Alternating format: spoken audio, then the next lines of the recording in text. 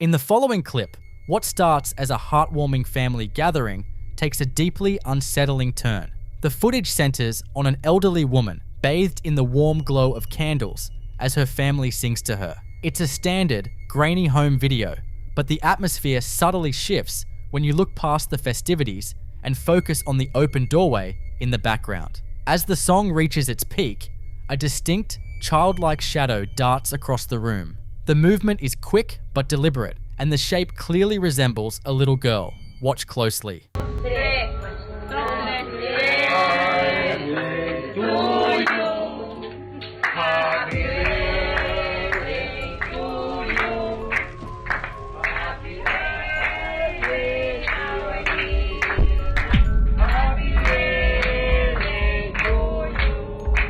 The grandmother appears entirely unaware of the anomaly behind her, completely absorbed in the moment. Yet, the camera captures what the human eye easily missed in the chaotic joy of the celebration. What makes this particularly chilling is the context that often accompanies such manifestations in paranormal circles. Some viewers theorize that the shadow may be deeply connected to the grandmother's past. A common narrative attached to this footage suggests that the woman may have lost a young daughter many decades ago. If that is the case, could this be the residual energy of a child returning to celebrate her mother's milestone? Or perhaps more ominously, certain folklore dictates that the sudden appearance of a long-deceased loved one acts as a harbinger, a spectral sign that they are preparing to guide the elderly family member to the other side. Is this simply a trick of the lighting, a living relative passing by unnoticed, or a fleeting glimpse of an entity from beyond the veil? I'll let you come up with your own conclusions.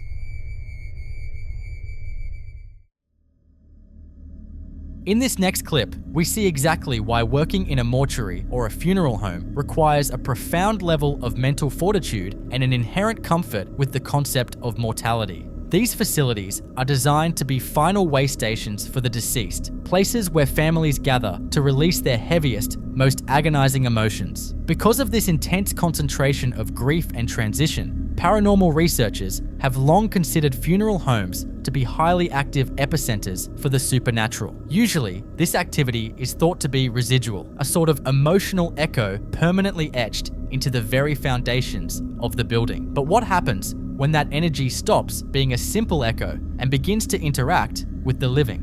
Recently, a mortuary worker began documenting her shifts after noticing a disturbing pattern of inexplicable disturbances, and her footage provides a terrifying look at an escalation that defies all logical explanation. The deeply unsettling series of events begins early one morning before the facility is officially open. The worker is alone, surrounded by the sterile, quiet atmosphere of the embalming rooms, quietly prepping for the arduous tasks ahead. Having felt a heavy, oppressive presence in the building during previous night shifts, she decides to keep her camera rolling. The silence of the mortuary is profound, but it doesn't take long for that quiet to be violently broken by an auditory anomaly. Take a look.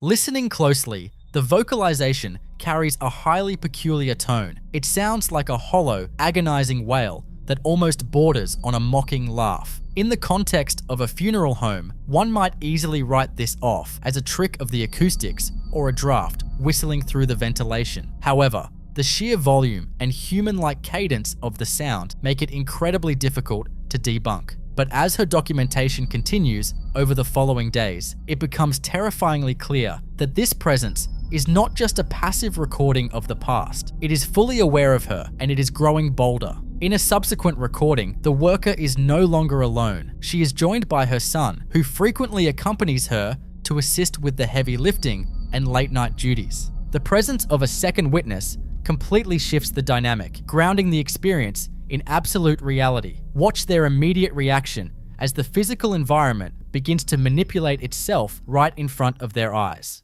Are you always alone when you're there at night? So thankfully I'm not always alone.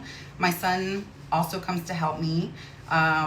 He has been by my side for the last few years. He's going to be 19 soon, but he is so respectful, and he also helps on removals, and he helps me dress the loved ones. That's what we just got done with now. Tonight we had a loved one that was in really good shape, very peaceful, and it didn't take us long. And it's to the point where I don't even have to tell him what to do. He is already seasoned enough to know what we need to do. He hands me the correct tools. You know, he's a really good help. And I'm so thankful that Was that you? No. Was that you? No. Look at the video, wasn't me. What was that? I don't know. Well, what'd you hear? I don't know. I don't know. Why is that always happening? I don't know. Okay, well, I'm just thankful that he's here. So, and we're done. So, A heavy, solid door is caught moving entirely on its own, unprompted by any visible force. Mortuary and hospital-grade doors are notoriously weighty, deliberately designed to seal off specific rooms and prevent air circulation. A simple draft, or the natural settling of an old building, simply does not possess the kinetic energy required to unlatch and move a door of that size. The genuine visceral shock on her son's face is perhaps the most compelling piece of evidence here. His fight or flight response is triggered instantly. This leap from an auditory phenomenon to a physical manipulation strongly suggests the anomaly has gathered enough energy to interact with our three-dimensional space. From this point forward, the tension within the facility compounds at a rapid pace, and the entity begins to localize its activity. While standing in the corridor, the mother and son are suddenly frozen by the sound of aggressive, inexplicable shouting originating from the facility's chapel. hey you guys, we haven't made a video in a little while, so I just wanted to come on and kind of refresh everybody with just a little mortician tip here. I don't know if everybody's aware. So when you bring in the clothing to the funeral home, yes, you want your loved one dressed in something either they loved, or say they were in the military and they have, you know, military getup that they want on, their favorite shirt, their favorite pants, pajamas even, just so everyone's aware. I think that this is something people don't tend to think about. But in our world, when families bring us clothing, sometimes they're not aware that in order for the clothing to really fit properly, say it's too big, too small, we have to cut the back of the clothing in order to place it on your loved one. So sometimes if families request the favorite shirt back, or, you know, their favorite set of whatever they have on, it will be cut. It's very rare, unless the clothing is perfectly fitted to that person, that the director won't have to cut it. I've worked in several funeral homes where they don't cut it, and it... Is anybody here? No, what is here?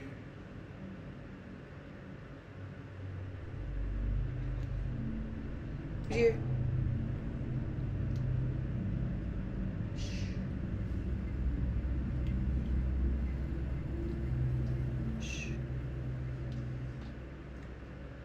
Time to go.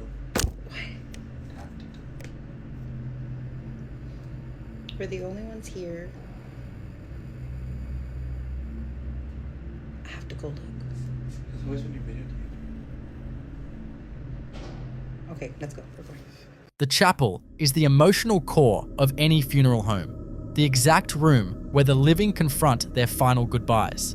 The voices captured here are not faint whispers caught on a sensitive audio recorder. They are loud, confrontational shouts, echoing from a completely empty room. The aggression in the anomaly is so palpable that her son immediately states they need to leave, a primal instinct that the mother quickly and wisely agrees with. Fear is a natural response, and when an unseen entity begins raising its voice in an empty building, retreating is often the safest protocol. However, the most terrifying escalation occurs on an entirely separate day, proving that the entity is not a fleeting visitor, but a permanent resident. While filming in the facility, another loud, jarring noise emanates from the chapel doors. Rather than retreating this time, the mother and son decide to cautiously approach the room to investigate the source. But whatever is dwelling in that chapel seemingly senses their approach and pushes back with a massive display of power.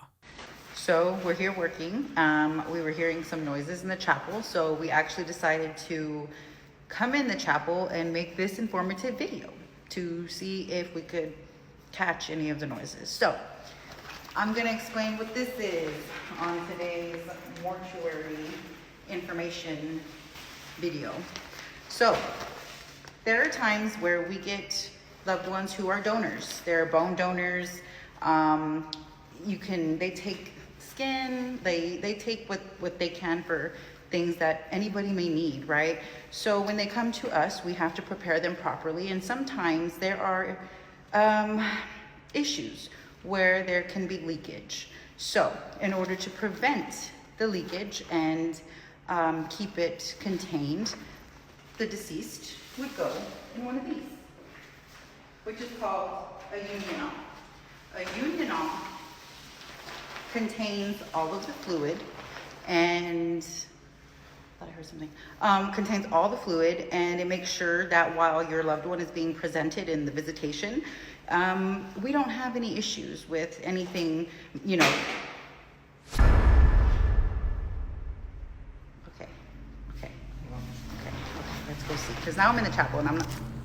Oh my God. Did the lights go Dude, off the on lights went off right when that happened.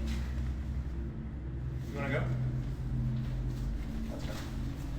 It's always when we're recording, it never fails. It's the camera. Anyways. Just as they step forward to uncover the source of the disturbance, the lights in the corridor are completely severed, plunging them into absolute darkness. This sudden blackout is deeply baffling and crosses a dangerous line. In paranormal theory, it is widely believed that spirits and entities require vast amounts of ambient energy to manifest physically or audibly. They will often drain batteries, drop the ambient temperature, or siphon power directly from a building's electrical grid. The precise timing of this blackout suggests an intelligent entity capable of manipulating the environment, either draining the power to gather strength for a larger manifestation or intentionally plunging the room into darkness to assert dominance and incite terror. It is a calculated, psychological strike against the witnesses. Even after this intense, confrontational encounter, the presence refuses to back down, continually toying with the worker and her environment. In a final piece of footage, the mortuary worker is attempting to film a standard update, speaking calmly to the camera. Yet, the entity reminds her exactly who is in control of the space. The lighting above her begins to pulse and flicker erratically. To prove there is no logical interference, she immediately pans the camera to the wall, revealing a completely empty hallway and confirming that no one is anywhere near the light switch. Everyone, it's 11:45 p.m. and I'm here at the funeral home, and I wanted to make a video to kind of explain. A lot of people aren't aware or are confused as to why funeral directors are at the funeral home at 11, 12, 1, 2, 3, 4 in the morning.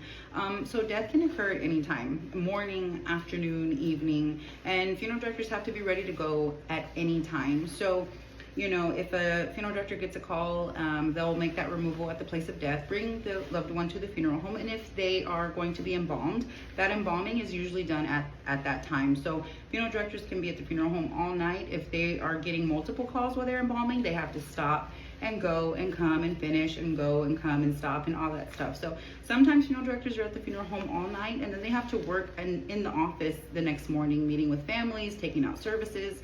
It can get really exhausting, but for me tonight, I am here, or I just got finished dressing a loved one for their services tomorrow. And I like to come in the night because there's no one here. It's peaceful, it's quiet. I can take my time and pay 100% full attention to that loved one without worrying, you know, oh, I have to go answer the phone, or I have to leave on a call. I can just actually come and take my time and concentrate. So I do like coming in the night because of that. And okay, is weird. I don't like that. The light switch is right there, and the light just flickered. And I'm gonna cut this video short because that is cue for It's My Time to Go. The intelligence behind these combined occurrences is highly disturbing. We are looking at a clear, methodical escalation. What began as a distant, mournful cry evolved into the physical manipulation of heavy doors, aggressive vocalizations, and the deliberate, targeted manipulation of the building's electrical system. The facility appears to be hosting something that absolutely demands to be acknowledged. Is this simply the collected, heavy energy of 1,000 grieving families manifesting physically in the architecture? Or has a specific, highly intelligent entity refused to cross over, trapping itself forever between the chapel and the embalming room? I'll leave you to be the judge.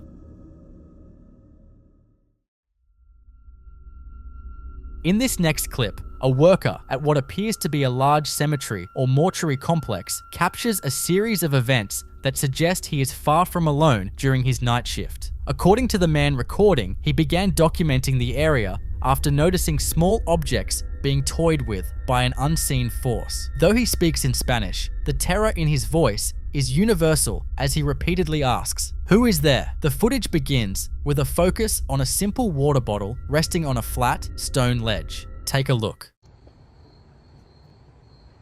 ¿Vieron la botella? ¿Vieron la botella? ¿La vieron? Si estás aquí, manifiéstate. Escucho algo. Escucho algo. ¿Hola? Mira, se cayó, se cayó, se cayó, se cayó, se cayó. Al mismo tiempo, amigos, al mismo tiempo. Mira alguien ahí al fondo. Buenas noches. ¡Ay, Dios! ¡Ay, Dios! ¡Ay, Dios! No, no, no, no. ¿Qué es eso? ¿Hola? Ay. ¿Quién eres? Ay. Ven. ¿Hay alguien aquí?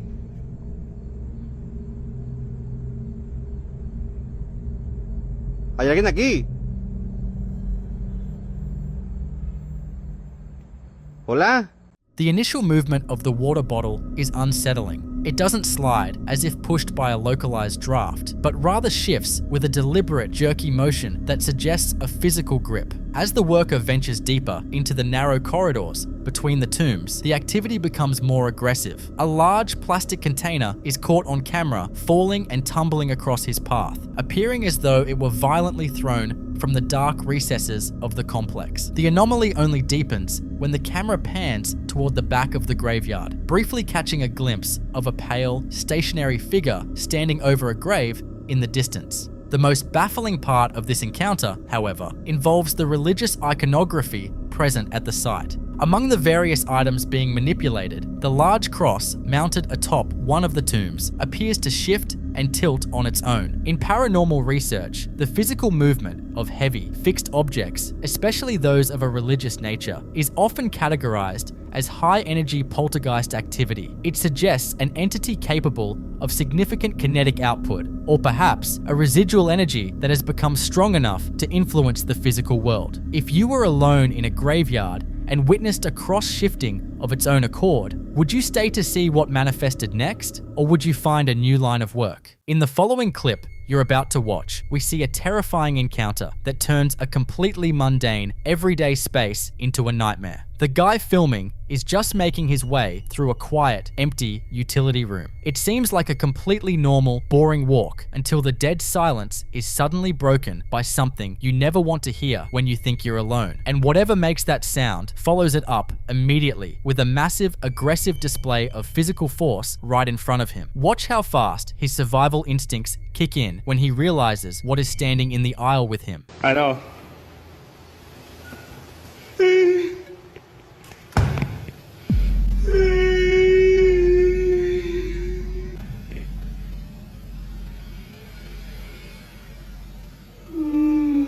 Moving a heavy, front-loading appliance door on its hinges requires a significant amount of physical strength. It's not something a draft or a slightly uneven floor is going to accomplish. But where this happens is actually the most interesting piece of the puzzle. In paranormal lore, utility rooms, basements, and laundry areas are notorious hotbeds for spiritual activity. Paranormal investigators widely believe that water is a massive conductor for spiritual energy. Entities naturally gravitate toward places with heavy plumbing, drainage, and large electrical appliances. Those elements combined create a massive, easily accessible pool of kinetic and electromagnetic energy for them to draw from in order to physically manifest. Whatever is sharing that room with him isn't just a weak, residual spirit. It has siphoned enough ambient energy from its environment to not only project its voice, but to physically interact with the real world. It wanted to stop him right in his tracks and show him exactly who was in control of that room. What do you think was sharing that room with him? I'll leave you to be the judge.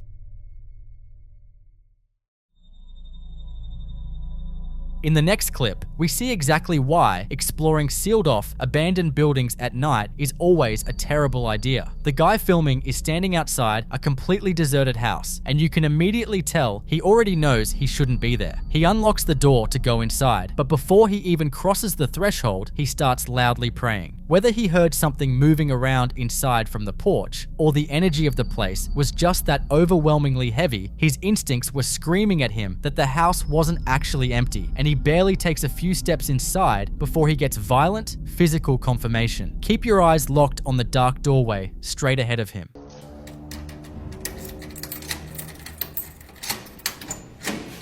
بسم الله الرحمن الرحيم يابا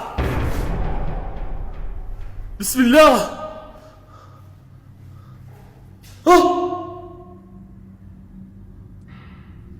يا بسم الله الرحمن الرحيم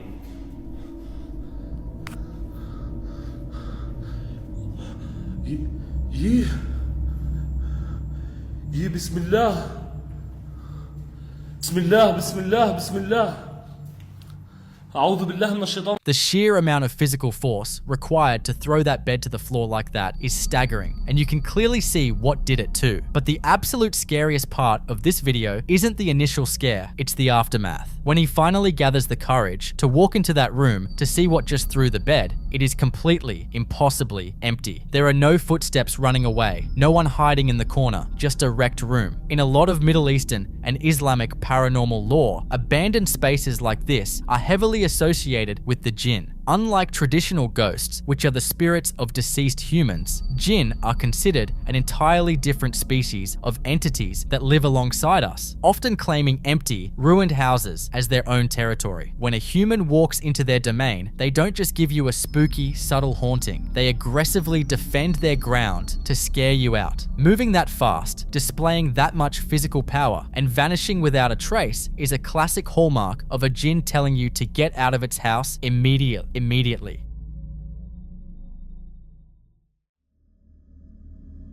In this next clip, we dive into one of the most unsettling phenomena in the paranormal world. Children seeing things that adults completely miss. People don't just randomly film their family sleeping for no reason. This kind of terrifying incident had actually been happening for a while, which is exactly why the father finally decided to set up a night vision camera in their room to capture it. They are all fast asleep until the little girl suddenly wakes up in an absolute panic. Skeptics will immediately try to brush this off as just a standard childhood nightmare, but her body language completely disproves that. When a kid wakes up from a bad dream, they usually just cry and bury their face in their parents' chests for comfort because the scary thing was inside their head. But she doesn't do that. Her eyes are locked on a very specific physical spot in the room. She is actively tracking something. Watch what happens to her level of terror when her dad actually tries to walk into the dark to check it out.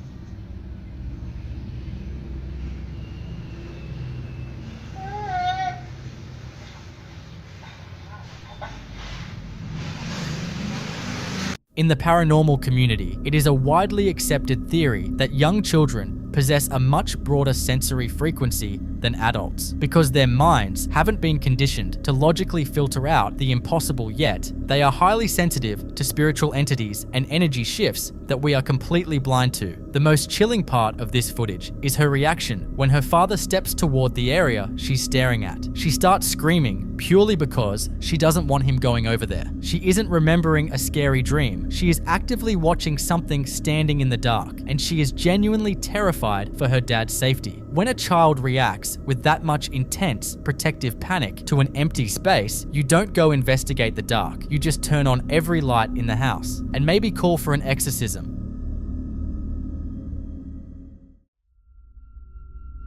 In the next clip, we are taking a look at a place that most people actively try to avoid, especially after dark, the basement of a funeral home. According to the caption, a worker was just heading down into the storage and receiving area for the bodies. This is the exact room where the recently deceased are first brought in off the street. Naturally, it's supposed to be the quietest, most completely still room in the entire building. But as he walks into the dark, the dead silence is violently interrupted. Keep your eyes on the heavy metal equipment standing right in the middle of the room. Estamos aquí en la funeraria, otra vez, con ruidos. Entonces, pues, está solo. Ahora sí, ¿cuál pinche que se ve? Que nada.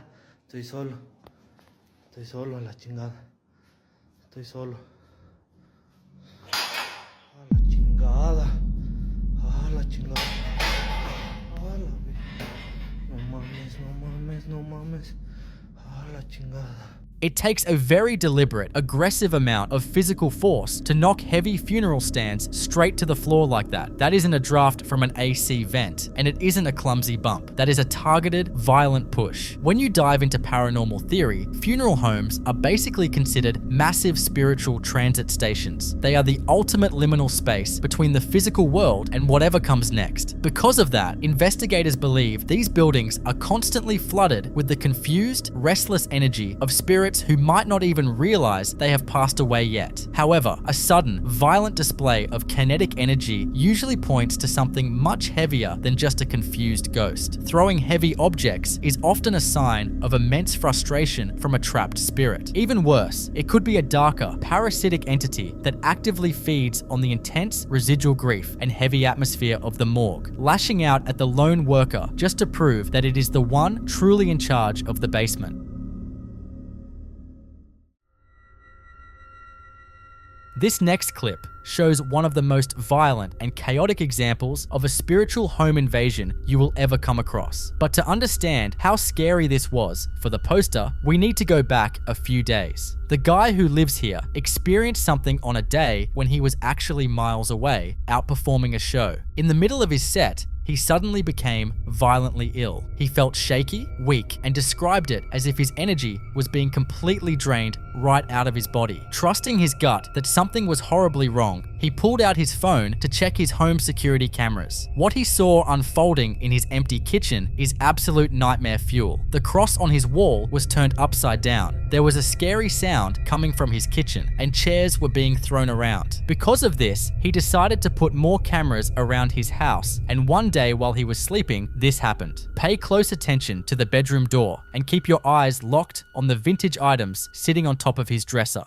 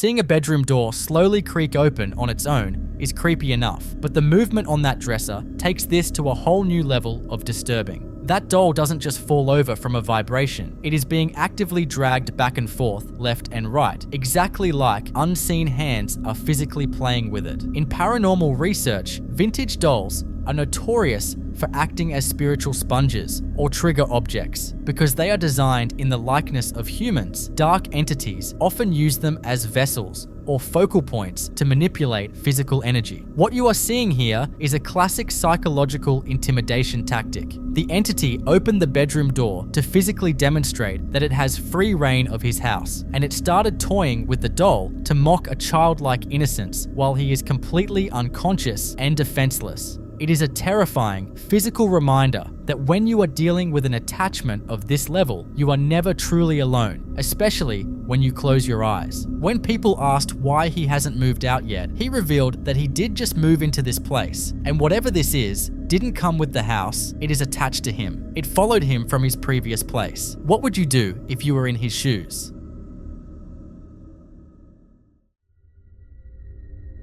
In the next clip, we look at why pulling an all-nighter at the office can sometimes be a terrifying idea. Corporate buildings are designed for daytime hustle, but when everyone goes home, the lights dim and the space empties out, the atmosphere completely changes. The guy in this security footage is working late and decides to catch a quick nap at his desk. But it becomes very clear very quickly that he isn't the only one clocking in for the graveyard shift. It starts with a few classic, unsettling disruptions designed to wake him up and get his attention. But watch how aggressively the energy shifts when he finally gets up to investigate.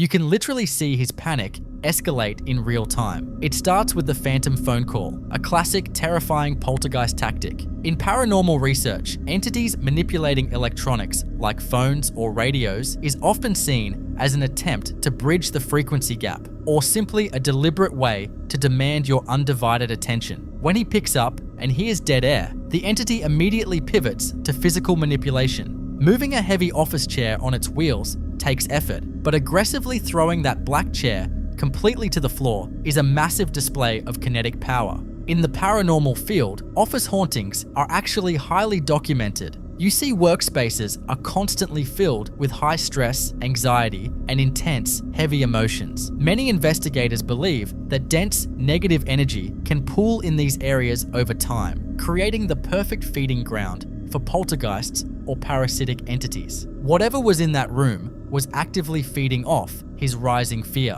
escalating its physical attacks step by step until he finally broke. Bolting out of that office as fast as humanly possible was absolutely the only correct move.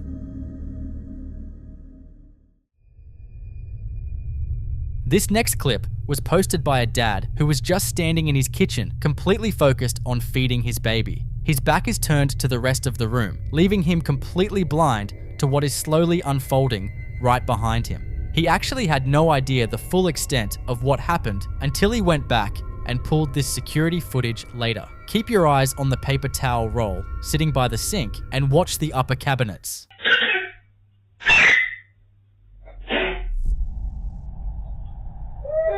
Ooh, fucking hell, what was that? What was that?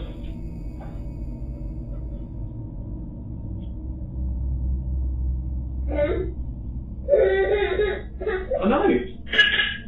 What was? That shit me up. Something was falling over. I know.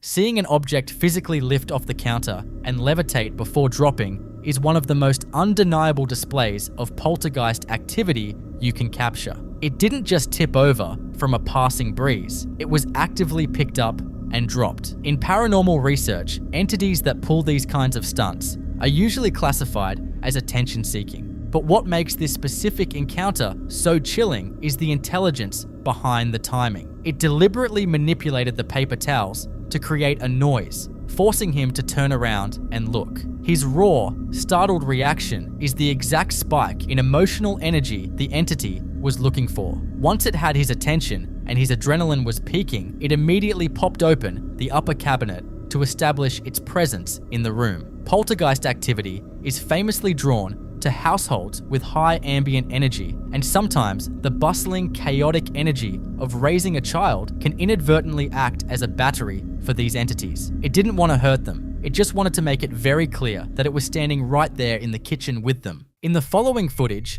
a Reddit user known as Melodic District 264 captures a series of events in what appears to be a service corridor or a storage section of an apartment complex. According to the uploader, he only began recording after hearing a distinct, violent sound while his back was turned. The sound of a heavy, yellow cable being smacked against the wall by an unseen force. He decided to investigate the source of the noise, venturing into the hallway with his phone camera ready. What he captures is a manifestation of movement that is difficult to explain through natural drafts or structural settling. Take a look. Nigga, something just smacked the fuck. Yo, nigga, what I say, nigga? I mean, I ain't that scared, but no mama is. The footage shows a yellow cable suddenly tensioned and whipped against the wall with enough force to create an audible crack. In an area like this, one might look for a logical explanation, such as a localized gust of wind, but the way the cable is pulled back before the snap suggests a deliberate physical grip. Furthermore, as the camera pans toward the shadows at the end of the corridor, the atmosphere feels heavy, as if the camera is capturing a residual energy left behind in the bowels of the building. The uploader was so disturbed by the physical nature of this manifestation that he shared the footage seeking an explanation for the escalating activity. While skeptics might suggest a hidden line or a snag in the building's infrastructure, the speed and isolation of the movement remain baffling. Is it possible that the utility areas of buildings, often neglected and empty, can play host to this kind of unsettling activity? I'll let you come up with your own conclusions.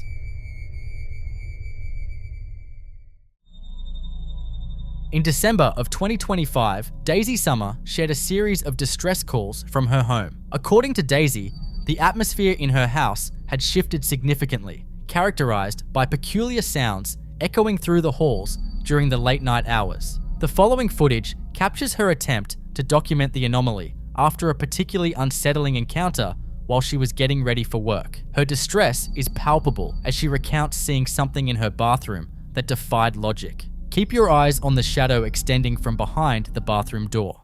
Holy shit, I was just getting ready for work and I freaking saw something in my bathroom that scared the freaking shit out of me. I don't know what it was, but it looked like a ghost. Like literally, I think I just saw a ghost. I want to get out of here. I want to get out of my house. I'm so scared.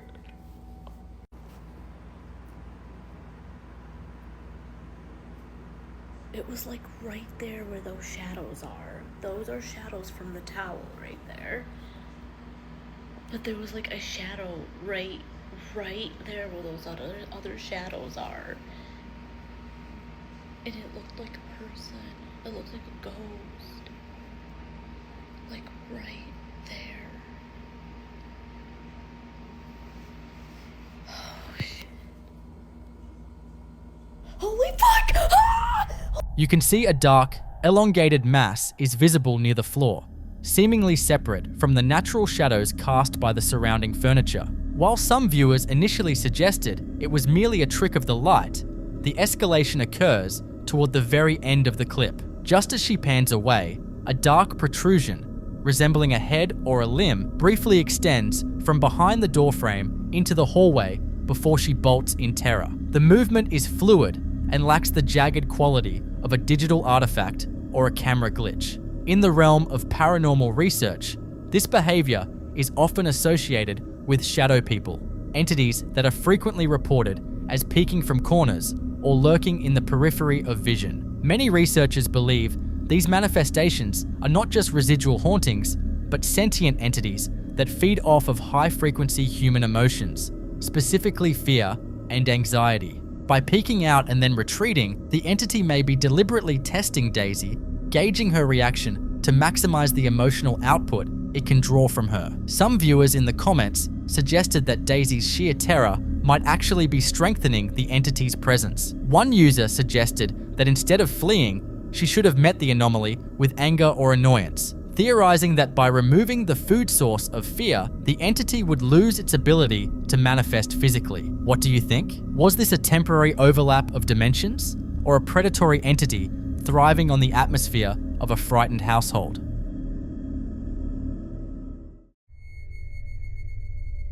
This next clip explores the thin line between grief and the supernatural, where a house once filled with life suddenly feels hollow. In late 2024, Tonya Richardson began documenting what she believes is the residual energy of her beloved Maltese, Frenchie, who had passed away 5 months prior. Tonya explains that Frenchie had a very specific habit. She loved to burrow under the blankets and playfully chase Tonya's feet. What began as a memory soon manifested as a physical occurrence that Tonya captures in real time. The setting is her quiet bedroom, where the blankets begin to shift in a manner that is uncannily familiar. Take a look.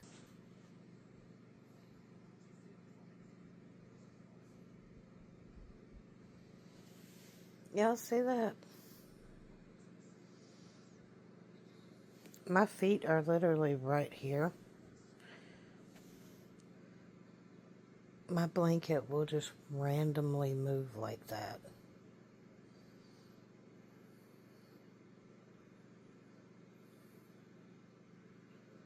That is so weird.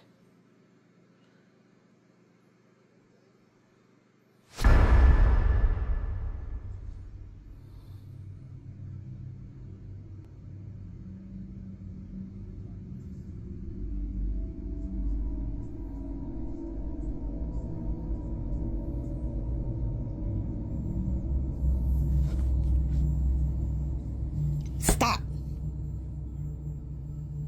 Y'all, my hair standing on my arms because that's creepy. It does this about the same time every morning. So I'm not sure what it is trying to tell me something, but it's creepy. The movement captured is both fluid and localized. You can see the duvet bunching and sliding as if a small weight is pressing against it from underneath. While a draft or a mechanical fan might cause a light ripple, this particular motion has a distinct hopping quality. The blanket doesn't just flutter, it appears to be nudged by a deliberate physical force. It's an unsettling sight, yet Tonya speaks to the empty space with a sense of comfort, convinced that Frenchie has returned to her favorite spot. However, as the days passed, the activity didn't just remain a comfort, it became more frequent and intense. Skeptics often point to simple explanations like hidden pets or household fans, but Tonya was determined to rule out any logical interference. To provide context for the escalation, she decided to pull back the veil and show exactly what, or what isn't, behind the movement. My baby come to see me again. Frenchie, what you doing? What you doing? Are you gonna play tonight?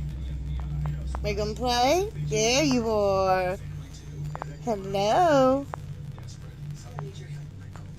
Hello. What you doing?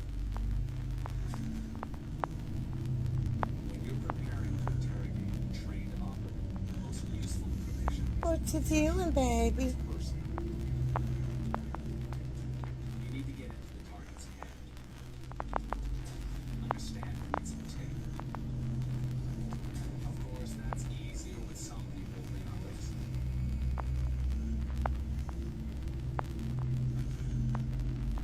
You trying to find the right spot?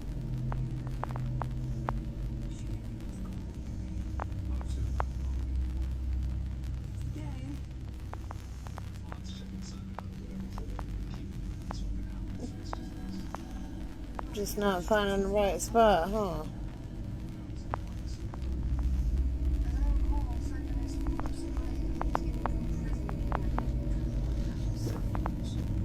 Oh, look. Nothing under the bed. Look. Nothing under the sheets. Nothing there. Nothing there. The most baffling part of this footage occurs when Tonya lifts the heavy comforter. As she clears the area, the movement stops instantly, and the space beneath the sheets is completely empty. She even goes as far as to show the area under the bed, proving there are no other pets or hidden devices that could be tethered to the fabric. The ghostly weight seems to vanish the moment it's observed directly, a pattern often noted in poltergeist-style manifestations, where an entity reacts to direct human focus. In the paranormal community, some believe these fur baby hauntings are beautiful signs of a bond that transcends death.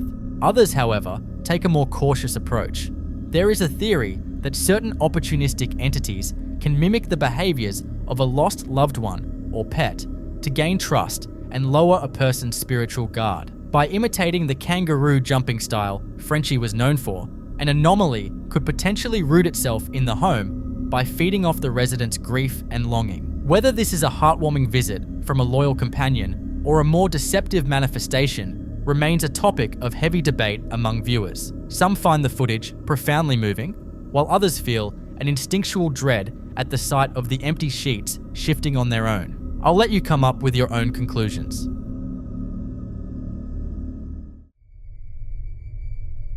This next clip highlights just how quickly a familiar space can turn hostile. In January of 2026, Perry and her roommate were at home alone when they were startled by a series of inexplicable sounds. The atmosphere within the apartment shifted from relaxed to high alert in a matter of seconds, as the duo began to suspect they weren't as alone as they thought. The footage captures their immediate reaction, and the sheer urgency in their body language is undeniable. Take a look. I'm recording. Wait. Do you hear that? check the security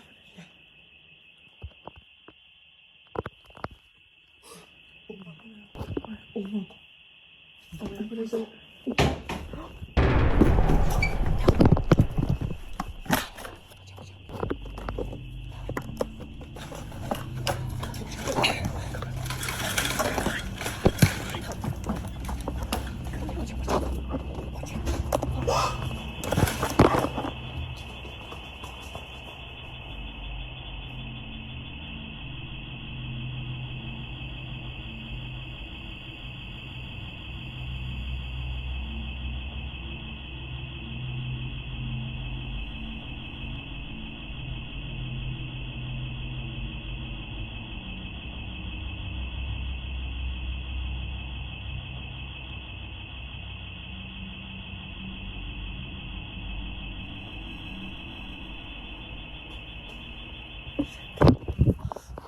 The panic is palpable as they move through the apartment, whispering and checking corners. Rather than risk exiting through the front door, where the sounds seemed to originate, the two roommates were so convinced of an intruder that they opted to flee through a window instead. However, the mystery only deepened when they later reviewed their security footage. A motion-sensing camera pointed at the kitchen began to track an invisible presence. The software identifies a person in the empty space just above a robot vacuum cleaner, tracking the anomaly as it moves across the floor, yet nothing is visible to the human eye. The escalation continued throughout the night, with the roommates capturing further evidence that suggests something far more complex than a simple intruder.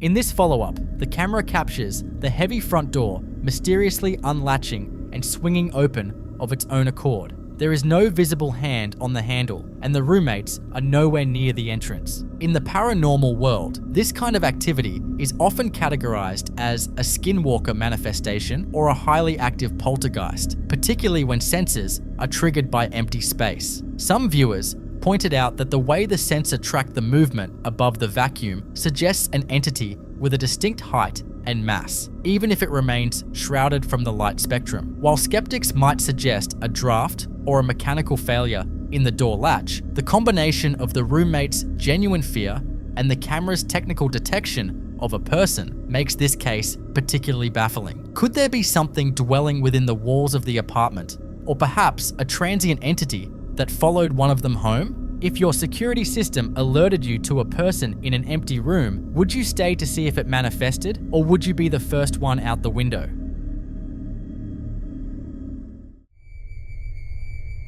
This next clip takes us inside a veterinary hospital, a place often charged with high stakes and deep emotional transitions. In late 2025, a veterinary professional named Renee shared footage that has left many in the medical community questioning what happens in these clinics after hours. Renee explains that while staying late to care for a sick colleague's pet and a puppy battling parvovirus, she and her co-worker, Tessia, were interrupted by a sound that simply didn't belong.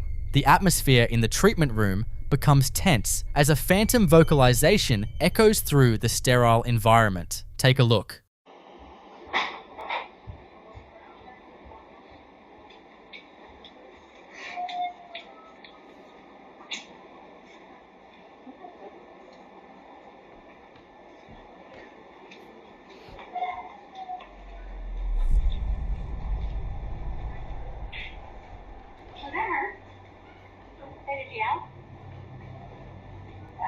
That's weird. Where's that coming from?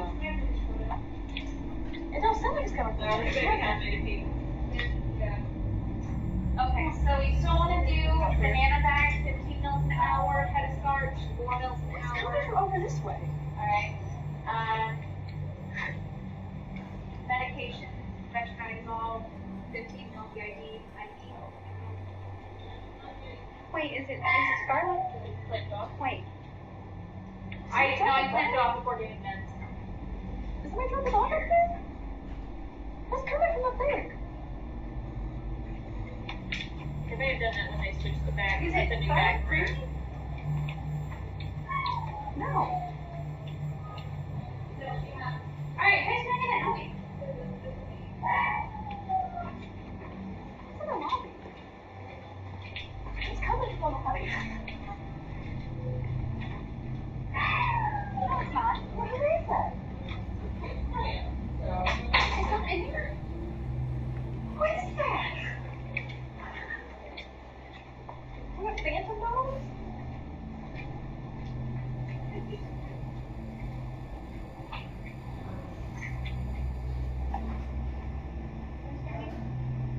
That's fucking weird. Is it Charles? You heard that, right? We all heard that. I didn't hear anything. I didn't hear anything. What did you hear? A dog keeps yapping. Is it in photo? No! Look at this. Over Why don't here. you look in the front porch and make sure they didn't dump one or throw one in the pen outside or something?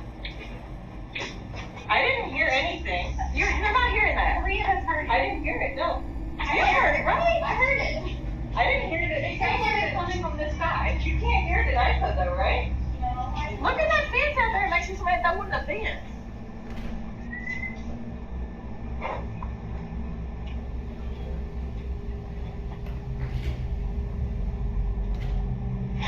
I heard nothing. I was like, what are y'all talking about? Yeah, That's a brand new bag. that's fucking bizarre. It is? Yeah. That's I haven't heard it. I still haven't heard it. All three of us heard it, and it was coming from It that sounded like it was in direction. that room or something. Like it sounded like it was like right in front of the board. We're gonna play that back. I didn't even hear anything. Can you play it like specifically in those rooms or anything?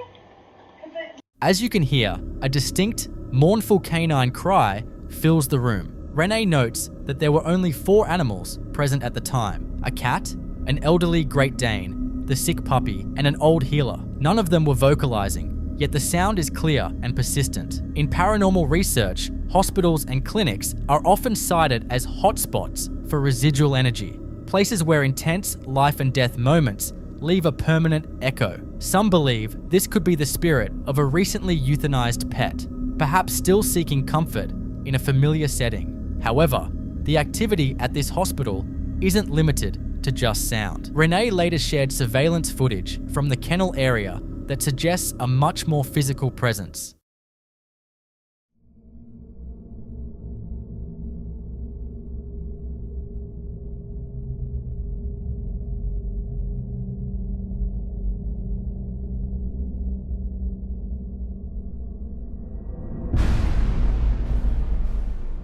In this chilling follow-up, watch the latch of one of the cages closely. Without any visible interference, the metal lever is seen rising on its own. When the door doesn't swing open immediately, it appears to be pulled outward by an unseen force, allowing the animal inside to potentially wander out. There are no shadows, no reflections of people in the room, and no mechanical failures that would explain a multi-step process like unlatching and then pulling a door. This level of physical manipulation often points to an intelligent haunting, an entity capable of interacting with its environment to achieve a specific goal. While skeptics might suggest a loose latch or a vibration from the building, the deliberate nature of the opening is hard to dismiss. Is it possible that the bond between humans and animals is so strong that even in death, these patients stay behind to navigate the only place that tried to save them? I'll let you come up with your own conclusions. If you were working a night shift and heard a phantom cry from an empty kennel, would you shrug it off as a residual echo, or would you start looking for a new clinic? This video you're about to watch comes from the home surveillance footage of a co-worker's house. According to the person who shared this, the homeowner has been dealing with a heavy, oppressive presence in this specific area of their house, claiming that they repeatedly see this exact same shadowy figure lurking around late at night. Finally, their security camera triggered and captured what they've been dreading.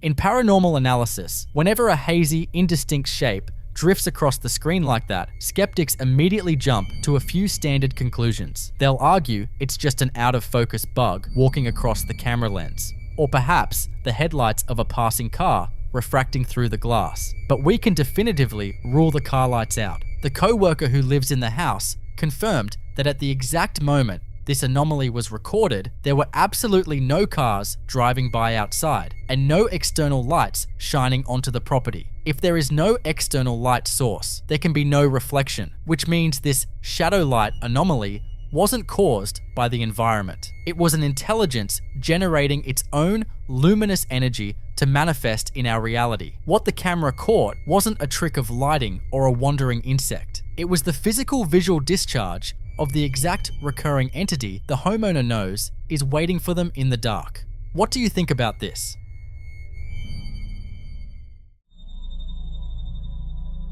This next clip shows an anomaly that has baffled a homeowner for the last 4 years. One night, a strange, erratic light source triggered her camera's motion sensors, so she uploaded the video and it sparked a massive debate. The movement is so distinctly autonomous and fluttery that the creator's friend and dozens of people in the comments are entirely convinced the camera captured a fairy. Naturally, skeptics were quick to jump in with two main scientific explanations. Either it's simply a trick of the light reflecting off the kitchen counter, or it's the camera's infrared lights refracting off a tiny spider web hanging just in front of the lens. Keep those theories in mind as you watch the footage.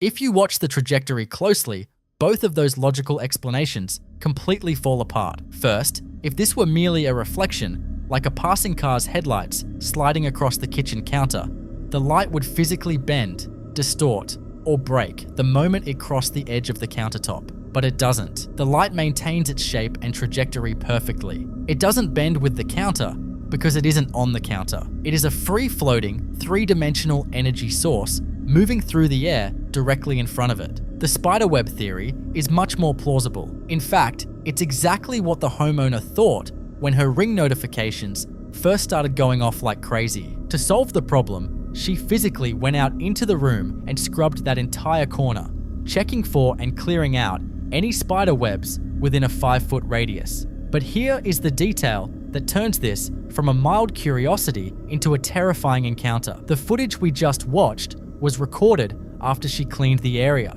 Whatever this anomaly was, it wasn't a web and it wasn't leaving. The persistent, unexplained presence of this energy finally pushed the homeowner to her breaking point. She was so spooked that she grabbed her dog at 3 a.m., abandoned the house, and drove 40 minutes to sleep on her parents' couch. When she finally returned the next day, the anomaly was completely gone and she never saw it again. What do you think that was? I'll let you be the judge.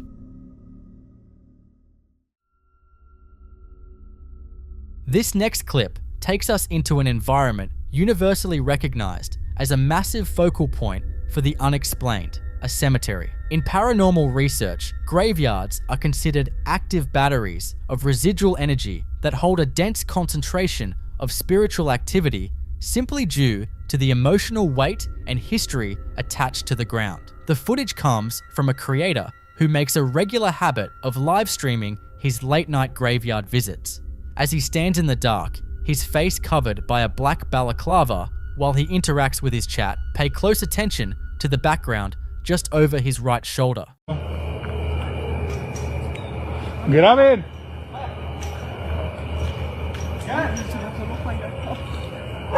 Pinche velador está loco.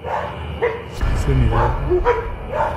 Dylan Adrián, ese en Hidalgo, no. Right in the middle of his broadcast, the distinct silhouette of what appears to be a full-bodied figure casually walks through the shadows directly behind the tombstones. When someone repeatedly uses a final resting place for entertainment, they inevitably run the risk of disturbing whatever is anchored there. Spirits, much like the living, can eventually reach a breaking point when their peace is constantly interrupted. This manifestation doesn't feel like a random, wandering soul just caught on camera by accident. Given how often he streams there, it feels much more like a subtle, calculated warning. It's a quiet, but deeply unsettling way for the residents of that graveyard to let him know that they are watching, they just want to rest, and they have finally had enough of his cameras. If an entity is willing to step out of the shadows and walk directly behind you while you're live streaming, it might be time to find a new location to film.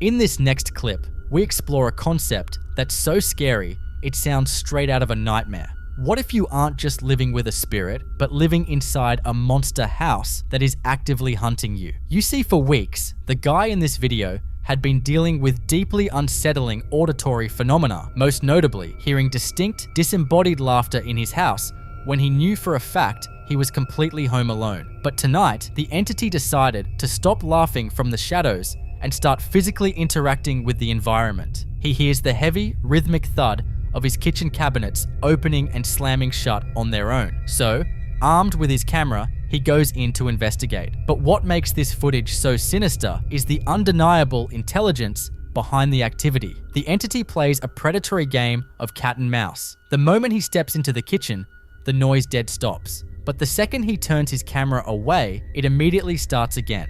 Watch what happens when the entity finally decides to drop the act and show itself. Something opens my cabinet and laughs. No one's in my cupboard that I'm aware of. Oh my god. Fuck that. I swear one of these cupboards just went.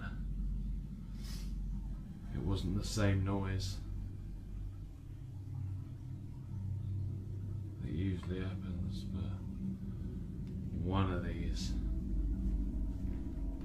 Maybe that. No, that won't go because it's got stuff in front of it. This is bullshit.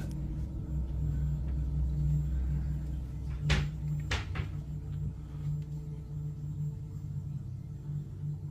swear to God that cupboard is moving. Oh my god. Oh shit. Right, that's it. I'm going. Oh my god.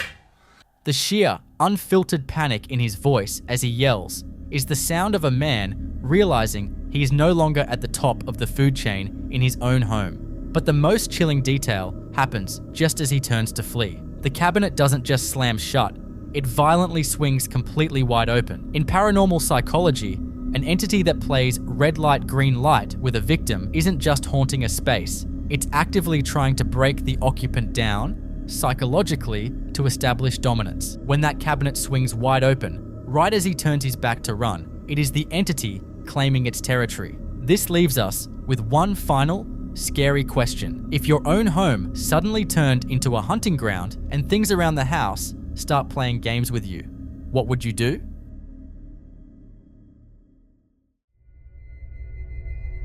This next clip was posted by a mum who's convinced that her toddler has just seen a ghost. It is a long-standing theory in the paranormal community that young children possess a heightened awareness, allowing them to see things that adults simply brush past. What starts as a normal, happy moment between a mother and her toddler hanging out on the bed quickly shifts when the child's attention is completely derailed by something invisible in the room. The mother noted in her caption that while her daughter didn't cry before or after the specific footage, and that there have been other times in this house where she was absolutely petrified by whatever she was staring at. Watch her expression change and listen to what she points at.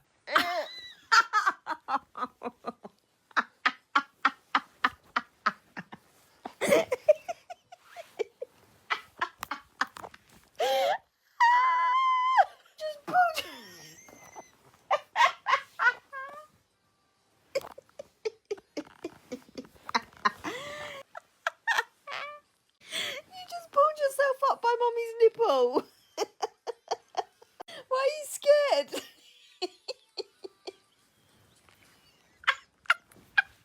Please.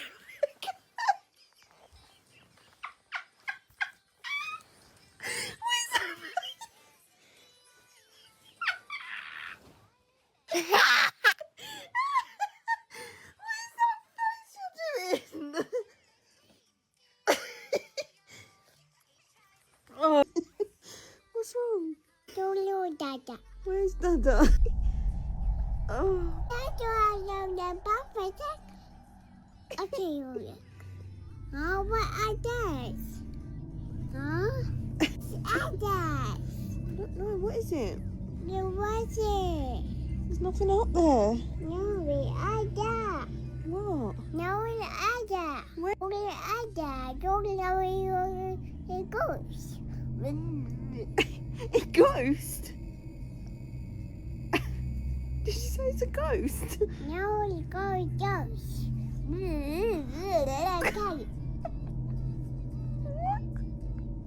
Where's a ghost? No, it goes. Oh.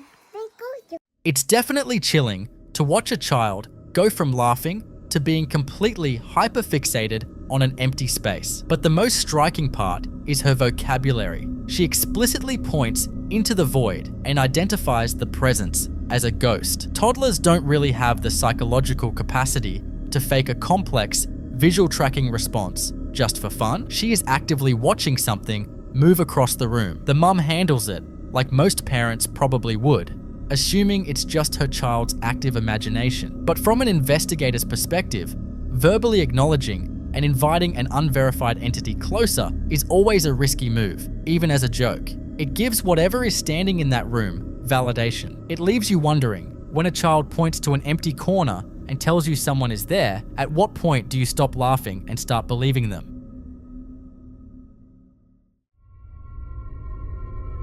This next clip perfectly captures the terrifying progression of a physical haunting. When an entity first starts interacting with our world, it often tests the waters with smaller, easily dismissed movements before escalating to heavier objects. In the first half of the video, we are looking at a seemingly normal bedroom setup. Keep your eyes on the bag resting quietly on top of the bed. Video lang. Makita tayo.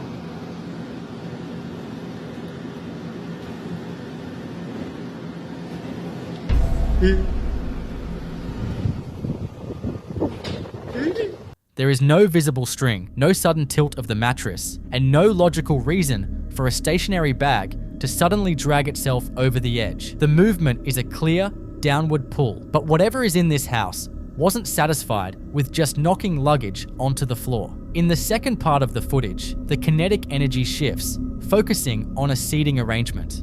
Watch closely because the extreme specificity of what happens next is what makes it so unnerving.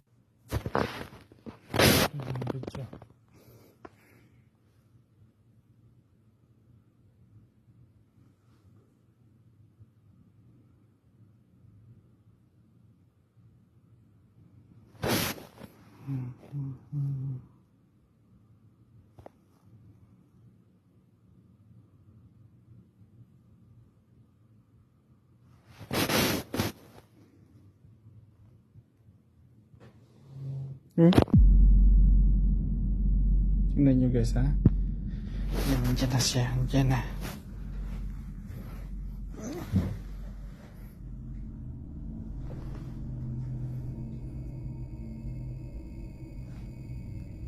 Nandiyan na siya. Nandiyan na. Nandiyan na.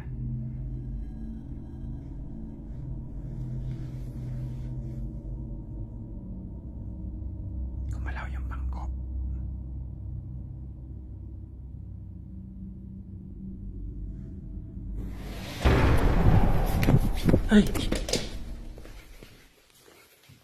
Notice how the surrounding environment remains completely undisturbed. The table doesn't bump. The stool right next to it doesn't wobble. And there is no shifting of the floor. Just a single chair being smoothly and deliberately dragged backward by an unseen hand. When paranormal activity is this targeted, it completely rules out environmental factors like heavy vibrations, earthquakes, or drafts. It proves that the entity has enough focus and density to grip a single, specific piece of furniture and move it with purpose. It isn't just lashing out blindly. It knows exactly what it wants to move, and it wants to make sure the homeowner is watching when it happens.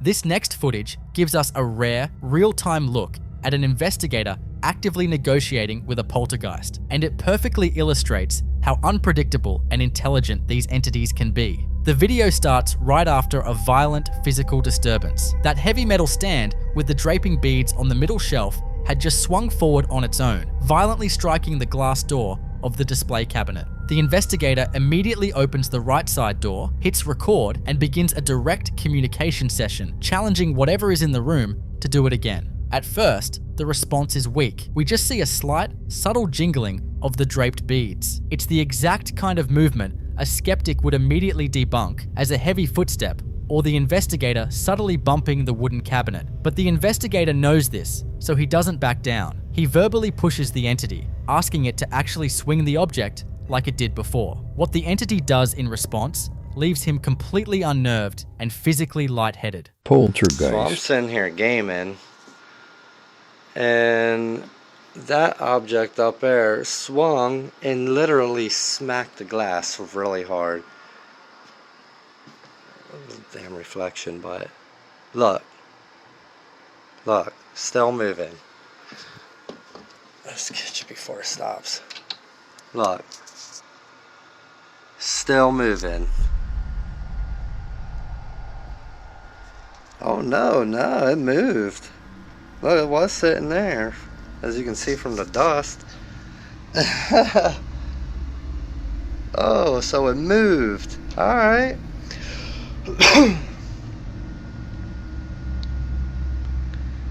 Can you make it swing again? Damn, I really need to wipe off in there. Look at all that shit. Can you make it swing again? Try to open that more.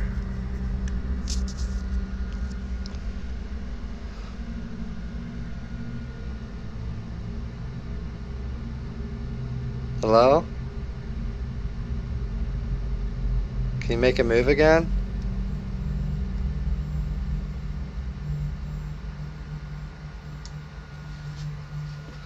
Oh, look. It made them all move now. Nice. Can you make it swing like you did before when it hit the glass?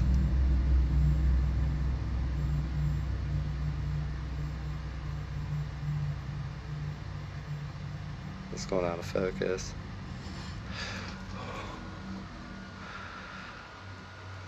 Alright, now I said swing it, not move it. Jeez Louise. Jeez Louise. And I opened that thing, so probably let the damn thing out.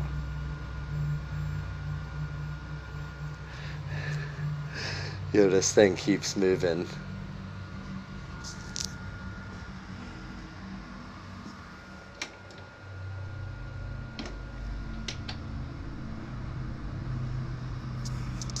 I'm like nervous and shaking, and I'm lightheaded a little bit.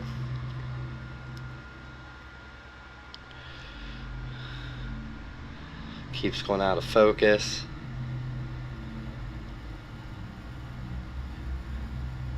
Surprised them things ain't shaking more how much it moved. I'm so nervous, man. So lightheaded. I'm gonna regret this, but can you make it move again?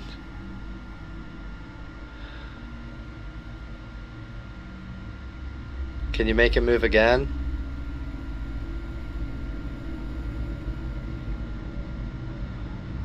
So lightheaded. Can you slide it the other way? Keeps going out of focus. Yo! Was that a nickel, a dime, a penny? Look, there's my change. That thing went flying. How did it not hit the glass? See, that was some glitch in the Matrix shit. Yo, I gotta rewatch that, cause how to get past that glass and fly behind this stuff.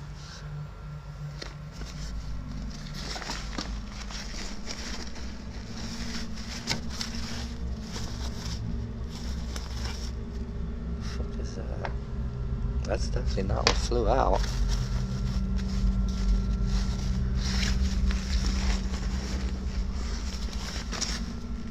I don't even know where that went. Or even, that looked like a quarter or a nickel or a dime, because it wasn't no penny. That shit was too shiny for that.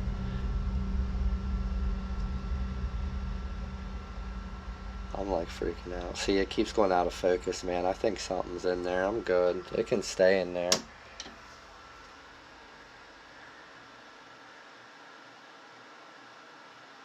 Yeah, I'm gonna rewatch that again, because I'm a little stumped on how it didn't hit the glass. Watch the trajectory of that coin carefully. It doesn't just explode randomly outward. It is deliberately threaded through a complex physical environment. It flings from the closed section, passes cleanly behind the other objects on the shelf, completely avoids striking the closed glass barrier, and shoots straight out into the room through the open right side, without ever grazing the open glass door. That is not a random burst of environmental energy. That is calculated, intelligent, and highly targeted kinetic control. It's the entity's way of making one thing absolutely clear.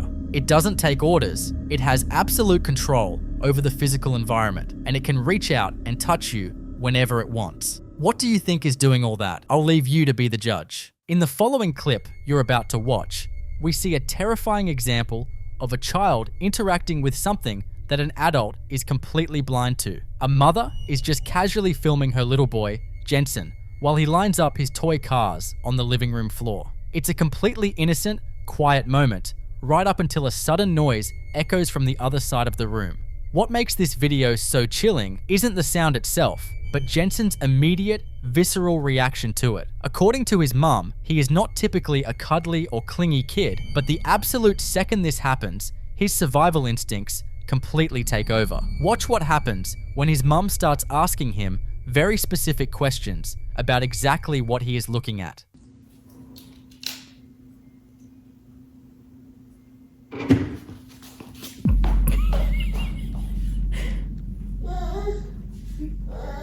What? It's okay. Do you see someone? Yes. Who do you see? Da. Who is it? Daddy. You see someone over there? What are they doing?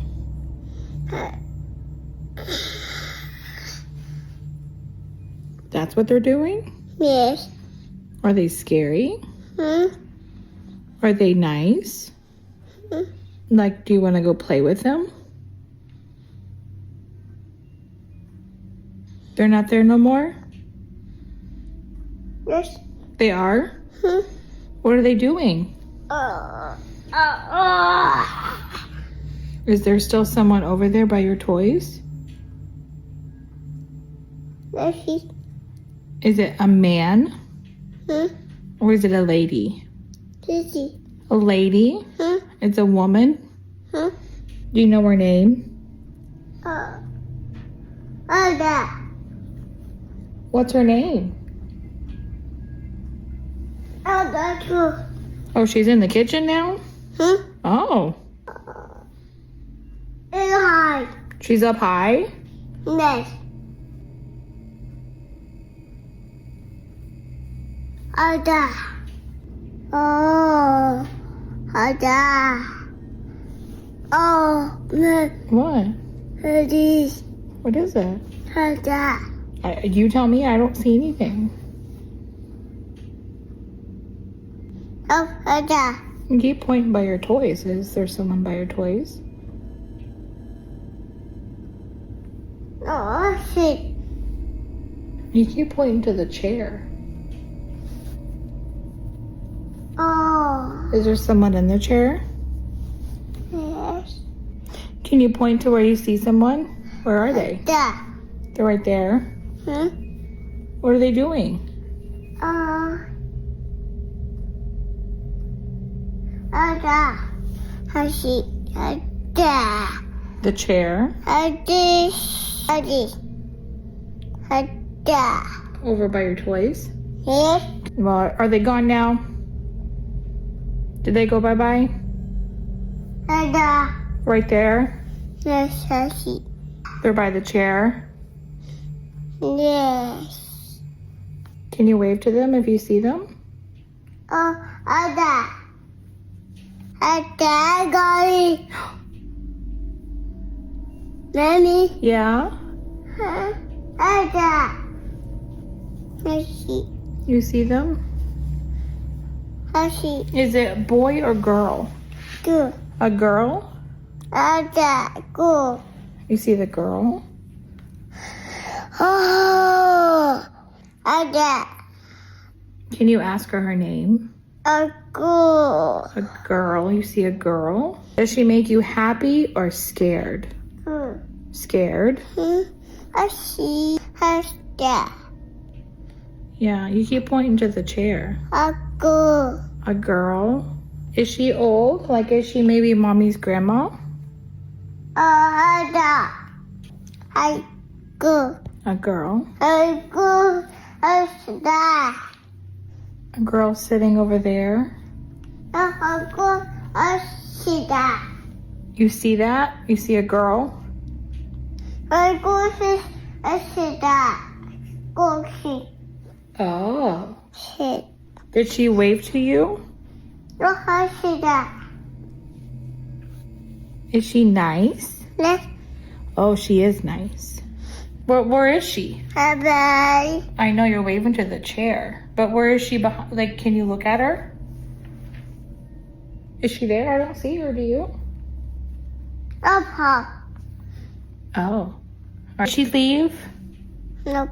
No, she's still there? Yes. Where? I put you down and you go show me where she is? Go show me. Go by her. Hada. Can you go give her a high five? Nope. Why? High five. You don't want to? There is nothing more unsettling than a toddler casually describing a nightmare standing right in front of them. When she asks what the presence is doing, the terrifying face and sound he mimics to demonstrate is pure nightmare fuel. But the absolute scariest part of this footage is how he physically tracks the entity's movements in real time. He doesn't just stare at one dark corner. He points to the end of the living room, then tracks it moving into the kitchen, and finally points straight up to the ceiling. In paranormal research, an entity that defies gravity to crawl or hover on a ceiling is almost never classified as a standard human spirit. That kind of unnatural, spider-like movement is a classic hallmark of something much darker, often associated with demonic entities or crawlers. The fact that this entity is intentionally keeping itself hidden from the adults while actively showing itself to the toddler is a textbook isolation tactic. It knows the child's sensory filters are still wide open, and it is deliberately using that connection to feed off his pure, unfiltered panic. After little Jensen's terrifying encounter with whatever was crawling on the ceiling, the family understandably set up a security camera to see what was actually happening in their living room. And a few days later, the camera caught another incident. The older brother, Tucker, is just getting ready to head out with his mum, but as he's standing there, the environment is clearly highly active. Keep your focus on the little toy duck sitting completely by itself in the middle of the floor, and keep an eye out for the strange, illuminated anomalies floating through the air. Watch Tucker's body language closely too. It looks like he might actually catch a glimpse of the movement out of the corner of his eye before they walk out the door.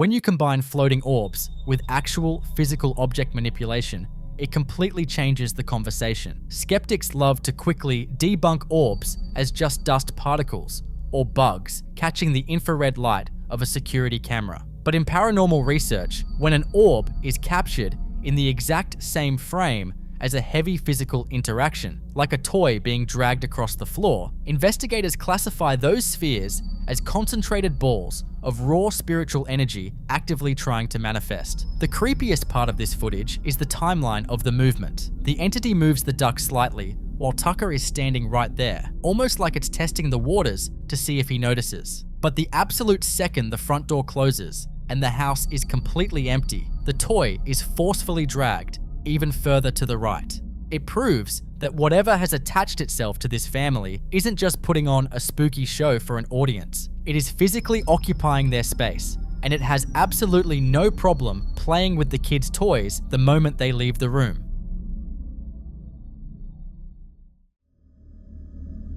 In this next clip, we look at the absolute worst case scenario for anyone who lives by themselves. The guy filming this is just returning home after stepping out for the night. As he walks up to his house, he casually glances up at his second-story window, but instead of the dark, empty room he was expecting, he sees something that stops him completely in his tracks. Someone, or something, is already inside, looking right back down at him. Keep in mind, his caption explicitly states that he lives completely alone.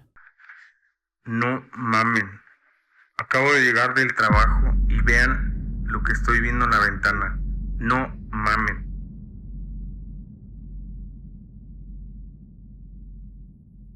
Seeing a pale, almost translucent face staring out from a pitch-black room is pure nightmare fuel.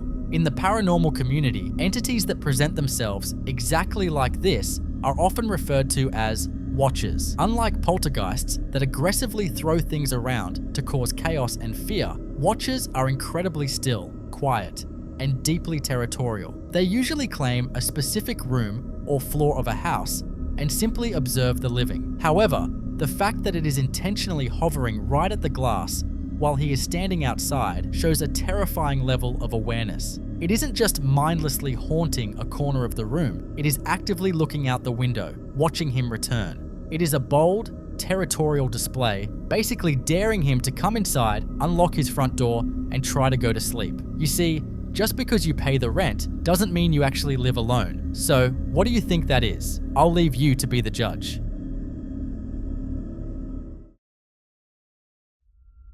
In this next clip, we tap into one of the most primal fears you can experience. You're home completely alone, locked in your bedroom, when someone starts knocking and calling your name in your mother's exact voice. The only problem, the first time this happened, she was actually on the phone with her real mum at that exact moment, who confirms she isn't anywhere near the house. When dealing with a mimic, the golden rule is to never respond and never open the door. But watch what happens when she refuses to answer and the entity decides it's completely tired of waiting in the hallway.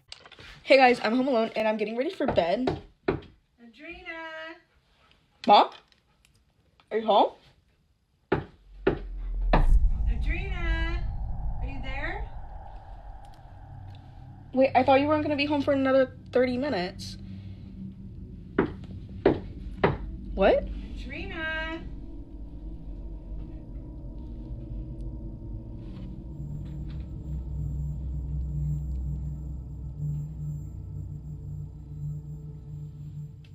Her scream, as that door slowly swings open to reveal an empty hallway, is absolutely bone-chilling. But that final moment actually sparked a massive debate in the comments. Are mimics physically capable of opening doors on their own? In traditional paranormal lore, the answer is almost always no. Mimics are considered psychological predators. They copy the voices of your loved ones, specifically to bait you into opening the door, because they lack the kinetic energy or the spiritual permission to cross a closed boundary on their own. They rely entirely on trickery to get an invitation. So, what does it mean if the door opens by itself? From a paranormal theory standpoint, it suggests two incredibly terrifying possibilities. Either this entity has been feeding off her raw panic long enough to gather the physical power of a poltergeist, Or it was never just a mimic to begin with. What do you think it was?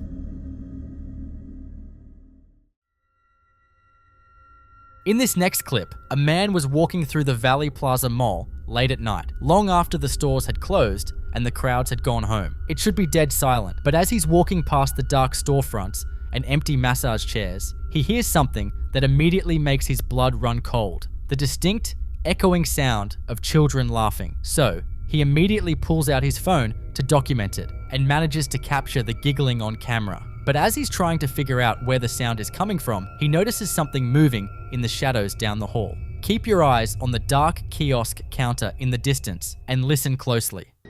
On everything I love, I just heard a group of kids over here laughing. On everything, bro. I just heard a group of kids laughing. Where the hell the kids at? What the fuck? Bro, I know I'm not tripping, bro. I just heard a whole bunch of kids laughing, bro. You hear that shit? What the fuck? Bro, I'm in the mall by myself. Where the fuck is that shit coming from? I know y'all heard that shit. Bro, what the fuck? I'm about to get about this bitch. What the fuck is that?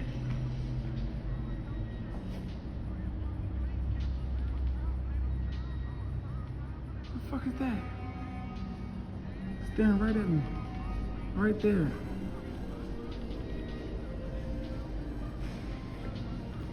My heart beating fast as fuck, bro. I'm scared as fuck.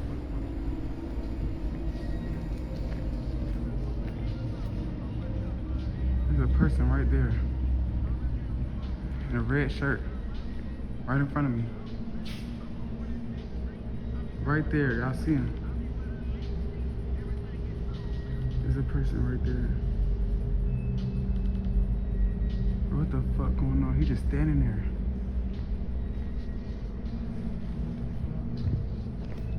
Look, he just standing there, bro.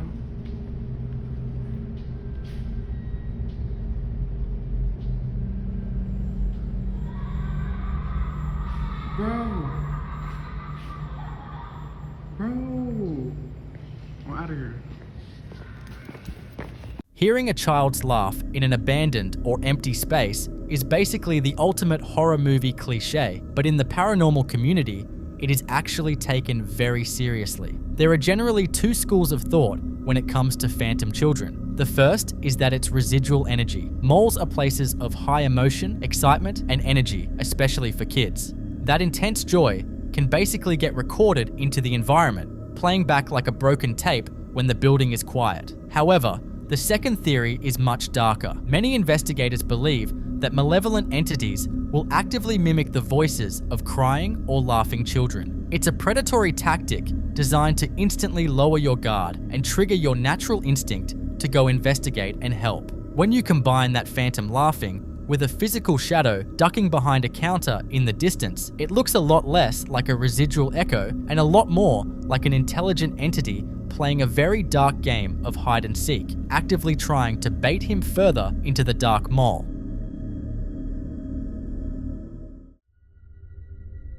This next video was recorded by a father and daughter duo who were touring the historic streets of Galveston, Texas. Galveston is widely considered one of the most haunted cities in the United States, largely due to its tragic history with the Great Storm of 1900. For these two, ghost hunting is a shared passion, but they actually managed to capture their most compelling evidence without even realizing it. While they were filming the exterior of one of the city's famous Victorian-style houses, they missed the figure standing in the second-story window. It wasn't until they got home and re-watched the footage that they saw the pale shape looking back at them before it seemingly retreats into the darkness of the room. Alright, so we took this video a while back. It's probably about 4 years ago, when I took my daughter to Galveston. We were doing those ghost tours. And later we come back and my daughter says, Dad, look, I think I got something on one of her live photos that she did. And we've always wondered if that was something, but y'all let me know what y'all think. We think it's somebody there, like a ghost, and then it disappears. Like he's in the frame and then he disappears in the window. Now I'm gonna zoom in on it and play it. It was a live, so I have to zoom in and then do it because it's hard to see the whole video, but when we saw it there, that's what we call it. Y'all tell me what y'all think this is. So like you see there's a guy right there, like the picture of him, and then if you look, it's like he walks away, like it walks from, he's there and then he just walks away like through the thing. So y'all tell me what y'all think about that. I don't know. I know it's kind of hard to see on there, and I was trying to zoom in and zoom out and trying to get a closer look at it, but the first picture I put, it shows like it's still framing me up close, and it looks like a guy with like a hat with the white, looks like a figure in that window. It said I had to try to zoom in because it's a live video, so if you push it one way, you have to zoom on it just right so it follows it. But I don't know. What do y'all guys think? Do we get something? Do we not get something? Is it maybe something? Could it be a ghost? Could it not be a ghost? I wanted to research more on like that house because apparently there was a lot of stuff that went on in that house. If you've ever taken the tour in Galveston, one of them that goes by, we've taken a couple times just because me and my daughters, we love to go ghost hunting. But we've taken it a couple times. They showed us other pictures and stuff around there. Some other pictures other people have taken. But yeah, just let me know what y'all think. I mean, I talked to one of the tour guides that gave us the tour last time. I showed her that and she was like, yeah, I think that's something. So I don't know if she's saying that or what, but y'all tell me what y'all think. Galveston's haunted reputation comes from a massive amount of residual energy left behind by its turbulent past. These old houses are like sponges for spiritual activity, and sightings of figures in white are incredibly common in this area. Often, these are believed to be the spirits of former residents who are still tethered to their family homes, repeating their daily routines in a loop. However, the way this figure moves is what has paranormal investigators talking. A residual haunting usually doesn't react to the living. It just plays like a movie on a loop. But this figure appears to notice the camera and immediately moves away, which suggests an intelligent entity. It knew it was being watched and chose to disappear back into the shadows of the house. What do you think that was? Was that a spirit of old Galveston watching from the shadows? Or is it just a trick of the light? I'll leave you to be the judge. In the following clip you're about to watch, we check into one of the most notoriously haunted locations in the United States, the Jerome Grand Hotel in Arizona. A mother and her daughters are just trying to settle down and get some sleep, but the room clearly has other plans. The creepy activity starts subtly, with the floor lights suddenly flicking on entirely by themselves. But keep your eyes on the bed and watch their reactions, because the real terror in this video happens where the camera can't quite see. According to the poster of the video, right after the lights malfunctioned, they felt the mattress physically sink as someone or something crawled into bed right next to them. Stop! What? Jesus, it's a What is it? Oh my God, Brian! Mom's like went on two over there by the front door. Did you feel the bed move? I feel the bed move.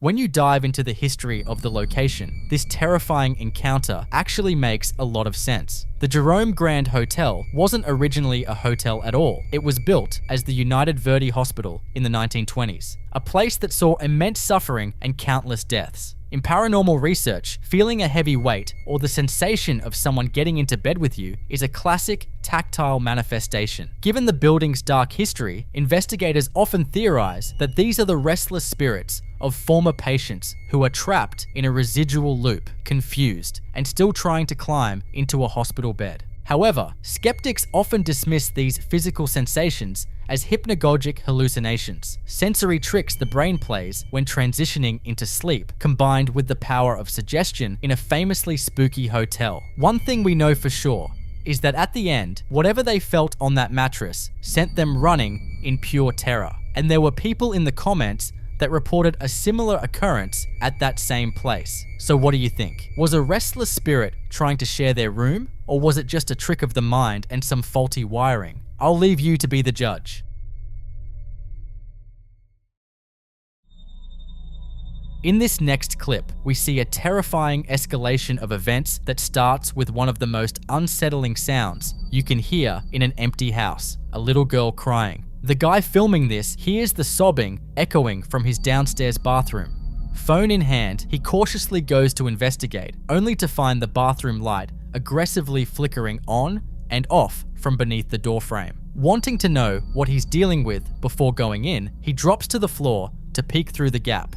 That's when he clearly sees a pair of little legs wearing shoes standing right on the other side. He immediately tries the handle, but the door is completely jammed shut. Watch what happens when the door finally gives way, and listen closely to the audio the second he steps back out into the hallway.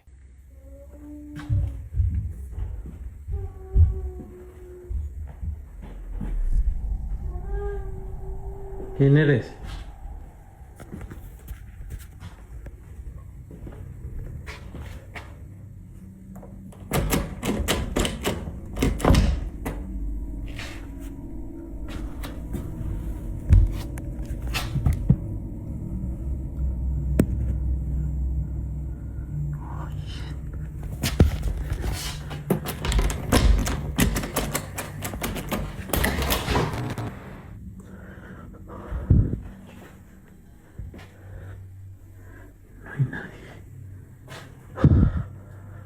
Algo abrió la puerta. Vi sus pies.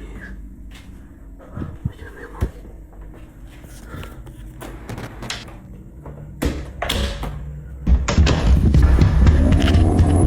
In the world of paranormal investigation, this sequence of events is a massive red flag. The sound of a crying child is a textbook lure, a manipulative tactic used by malevolent entities to trigger your natural human instinct to help. The flickering lights indicate a massive drain on the surrounding electromagnetic field, giving the entity the energy it needs to create a solid physical manifestation, like the legs and shoes he saw under the door. But the most terrifying part is the immediate shift in energy. The second he realizes the bathroom is completely empty, the illusion drops. That deep, guttural growl coming from the living room is the entity dropping the little girl act and revealing its true demonic nature. So what exactly do you think that is? And what would you do if something like this happened in your house?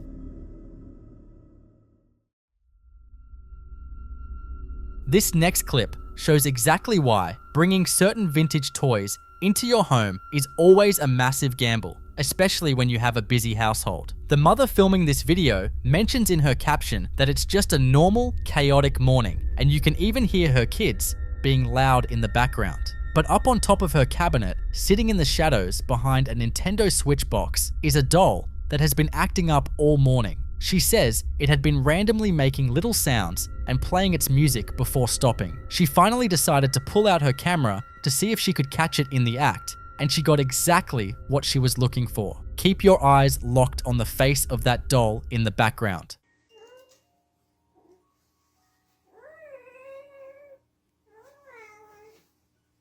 I think I can see it on here. Hold on. Now it's stopped. Oh, wait, there it is.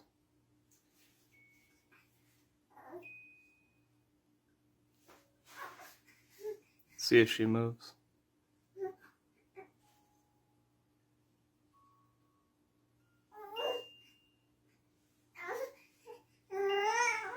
There it is.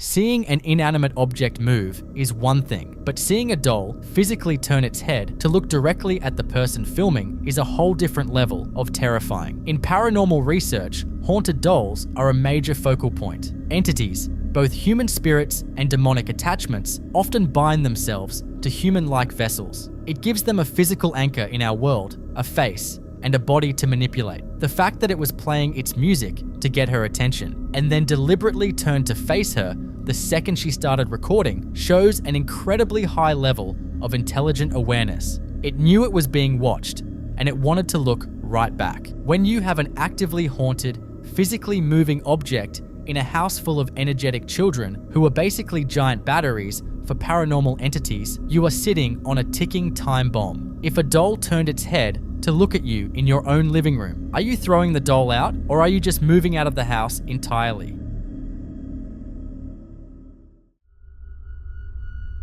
In this next clip, the guy filming is taking his Cybertruck for a slow drive through a completely empty cemetery in the middle of the day. But as he glances down at his infotainment screen, the vehicle's collision avoidance system suddenly starts flagging multiple pedestrians walking right alongside the truck. The terrifying part, when he looks out the windshield and pans the camera around, there isn't a single living soul in sight. I just want y'all to see I'm at a, look where we at, y'all.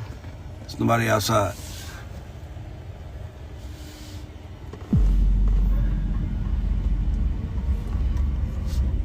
I believe God is real. This is all proof to me.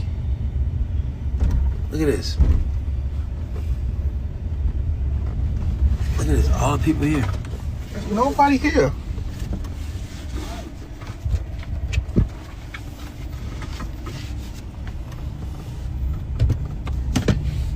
Crazy. Crazy.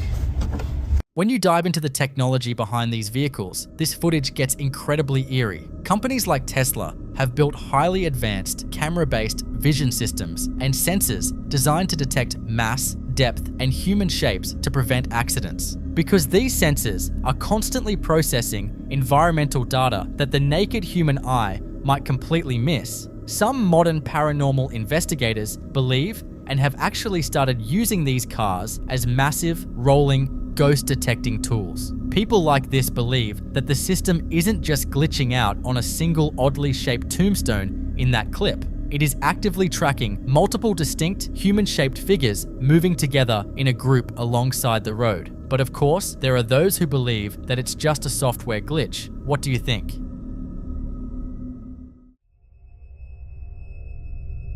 This next clip shows a man that believes he is being targeted by brujeria. Brujeria is a complex form of witchcraft that comes from Latin American traditions, and while it has roots in healing and protection, the darker side often involves a trabajo, a targeted curse that actively binds a malevolent spirit to a specific person to drain their energy, cause intense paranoia, and induce absolute terror. The footage starts around 11 p.m. He wakes up to find his bedroom door inexplicably wide open, and he points out that he can clearly hear the downstairs TV playing all by itself.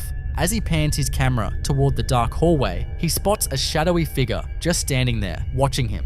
Fast forward 5 hours later, he had managed to fall back asleep, but was suddenly woken up by one of his dogs. He grabs his camera, looks toward the open door, and realizes the nightmare isn't over. The entity is still standing right there in the dark. What out for the door opening before he completely lost it? Son las 11 de la noche, más o menos. Me dormí desde las 6 de la tarde. Ya hasta se me hizo tarde para alcanzar la tienda. Y noté que la puerta está abierta, perdón. Todavía ando con un poco de sueño. Ahí anda Frijol y Chorizo está comiendo sus croquetitas. Es ese ruido. El punto es que se escucha que la tele de abajo está prendida. No sé si se alcanza a escuchar. Es que Chorizo comiendo hace mucho ruido. Y no sé si me quieran creer o no, pero como que veo que hay alguien ahí parado.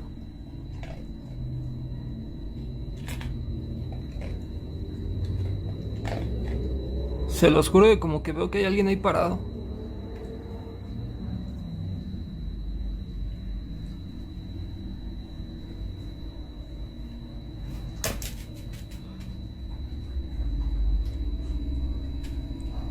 No, yo Chorizo ya vi. No, Chorizo.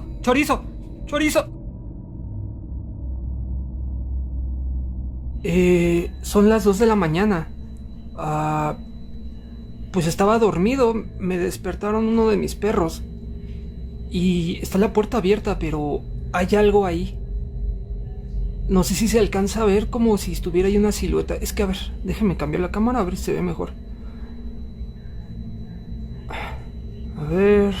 Ahí se ve... Sí, ahí se ve mejor. No sé si se alcanza a notar. Y es que la luz está ahí al ladito. Y acá también están mis linternas. No me quiero parar ni acercar ahí. Pero hay algo ahí parado. No sé si se alcanza a notar con la cámara. Hay algo ahí parado, no sé qué pedo. No sé qué pedo, pero hay algo ahí parado. No me quiero la neta ni acercar, pero la puerta la estaba... ¿Qué pedo? ¿Qué pedo? ¡No, se mamó!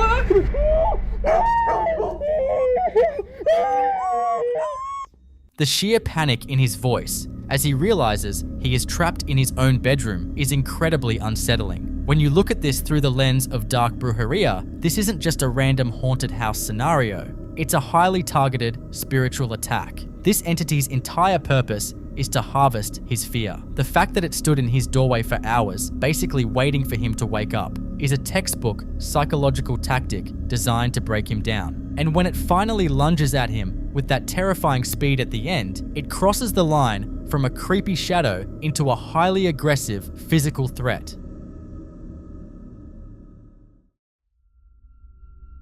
In this next clip, we step away from the terrifying and look at an encounter that is both heartbreaking and incredibly beautiful. The footage starts with a deeply touching moment between an elderly, sick woman and her husband, who is showing her an incredible amount of love, comfort, and devotion while she rests. Their daughter is the one recording this sweet interaction. But before you watch the clip, there is a heavy, spiritual backstory happening behind the scenes that you need to know. The mother has been telling her family that she has started seeing her younger daughter, who tragically passed away in 2017, standing in the room. On top of that, she claims she has been hearing the voice of her own late mother. And, oh wow. Oh. You're doing all right, boy. And between the radiation and the chemo medicine I'm taking at night, they are kicking my butt. I am so wore out. I feel like I worked 5 double shifts. And I remember working 5 double shifts at General Electric. I am so wore out. And I love you. I love you. I love you. You don't know how much I love you. I love you. You don't know how much you do. Oh, good. Here, Tina. Come get my ring. Well, your rings are already off, Mama. Jenny. Those rings are right here, too. Jenny has them. I've got 6. Jenny has them. Oh. Let me give that her water. Okay, I mean, you don't need to have them on because they can fall off and fall on the floor and get sucked up in the vacuum cleaner or something, so... As her condition progressed, the daughter kept a camera running in the bedroom to monitor her. Late at night, the mother is resting quietly in the dark when she suddenly speaks into the seemingly empty room, softly saying, "Okay," as if she is actively responding to someone only she can see. Listen very carefully to the audio immediately after she speaks.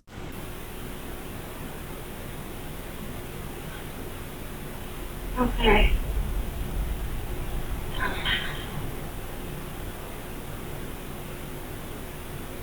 Hearing a faint, distinct voice whisper, "Mama," right after she agrees to whatever is being asked is incredibly profound.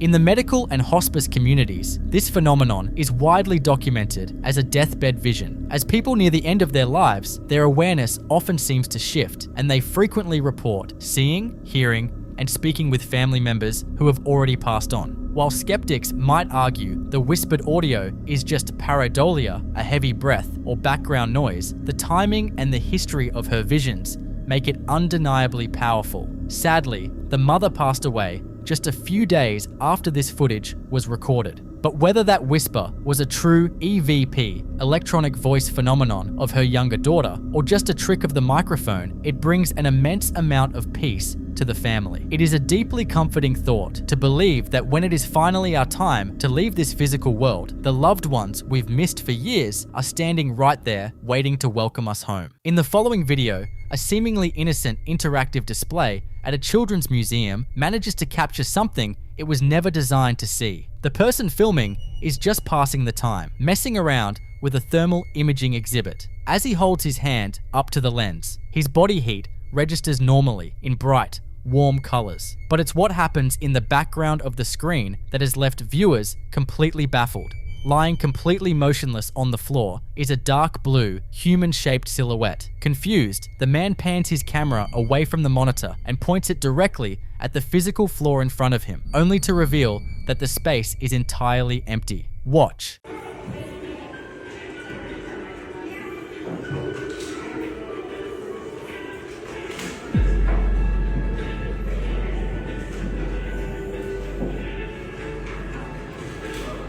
In paranormal investigations, thermal cameras are heavily utilized because entities are believed to drain ambient heat from their environment in order to manifest. This sudden energy drain creates drastic, localized cold spots. Because the figure on this screen is registering as a deep, solid blue, it means whatever is lying there is significantly colder than the ambient temperature of the room. But what makes this footage truly compelling is the input from people who work with this exact technology every single day. One viewer, who uses thermal imaging professionally, pointed out a crucial detail. While a living person will leave behind a lingering warm imprint on a surface after they get up, a shadow or a trick of the light will never leave behind a lingering cold spot. If a person had just been lying on the floor as a prank moments before the video started, the screen would show a residual yellow or red outline, not a freezing blue void. Whatever this camera is picking up, it defies the normal rules of residual body heat, and it certainly isn't a shadow.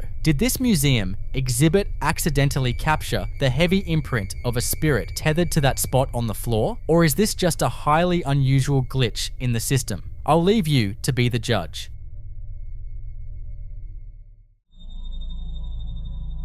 In the next clip, we take a look at a deeply unsettling piece of home security footage that proves you never really know what is wandering around your property when you aren't there. The homeowner shared this video with a very specific disclaimer. The camera is set up inside the house, looking out through the front window, and the family is currently away on vacation. Every single light inside the house is supposed to be completely off, but as the footage rolls, something inexplicable happens. Pay attention to the glowing mass that appears on the right side of the screen, and notice the bizarre blue flash reflecting against the glass. Since the camera is positioned indoors, that light is reflecting from behind the lens, meaning something illuminated inside the dark, empty house. Take a look.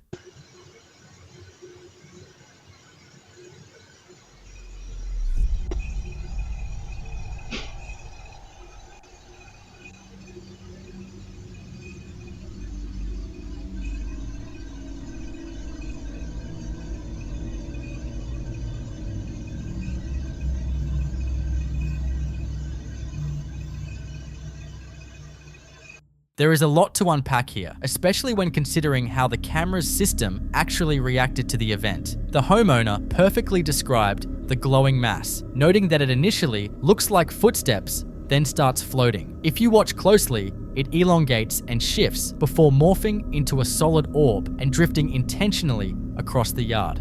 While skeptics are usually quick to dismiss floating anomalies like this as simple dust particles or tiny bugs catching the infrared light, there is one massive detail that makes this much harder to explain away. The homeowner confirmed that this glowing mass actually triggered the camera's motion detector. Security systems are typically calibrated to ignore small, close-up particles like dust, requiring something with actual physical mass or a significant heat signature to trip the sensor. The shape-shifting nature of this anomaly, combined with the triggered motion alert and that unexplained blue flash inside the home, makes this a highly compelling piece of footage. Was this just a heavy speck of dust drifting on an indoor draft? that somehow managed to trick the system? Or did this camera catch a genuine spirit roaming the property while the owners were away? I'll let you come up with your own conclusions. In this clip, we witness what happens when a subtle haunting rapidly escalates into a full-blown, violent infestation. Most people set up indoor security cameras to give themselves peace of mind while they are away. But for this homeowner, those cameras ended up capturing the exact opposite. The timeline of this activity is what makes it so deeply unsettling. It shows an entity testing its boundaries and gaining strength. The activity begins in the living room while the house is completely empty. The ceiling fan suddenly turns itself on, spinning for a few moments before stopping. To rule out a random electrical glitch or a draft, the light attached to the fan actually switches on and off exactly as the blades come to a halt. This is a deliberate manipulation of the electrical current. Then, in the background, a closet door slowly creaks open and clicks shut entirely on its own. Watch. What is going on in my house when I'm not home?